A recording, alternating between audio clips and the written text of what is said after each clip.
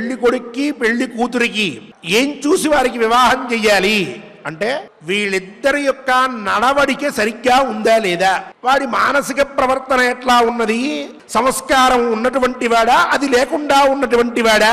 ఇవి వెతకాలి తప్ప కూతుర్ని తీసుకెళ్లి ఎవడికో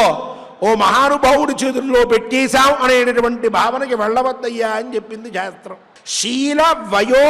సంబంధం అనేటటువంటిది సరిగ్గా ఉండాలి, వాడు యోగ్యంగా ఉన్నాడా లేదా. అలాగే ఒక అమ్మాయిని చూసేటప్పుడు కూడా ఈ అమ్మాయి యోగ్యురాలా కాదా, అతని యొక్క అభిప్రాయానికి అనుగుణంగా వ్యవహరించేటటువంటిదా, రానాయినా కష్టపడ్డావని చెప్పి కూర్చోబెట్టి జాగ్రత్తగా అతనికి కావలసినటువంటివన్నీ వండి వడ్డించి సంతృప్తి పెట్టి గుట్టుగా ఎక్కడా కూడా తేడా లేకుండా వ్యవహారాన్ని కొనసాగించేటటువంటిదా అనేది చూసుకోవాలి తప్ప ఏదో బాగా ఇస్తా ఉన్నారు అని చూసి మోసపోతే వాళ్ళ జీవితాల్ని చేజేతుల్లా నాశనం చేసేటటువంటి వాళ్ళు అవుతారు.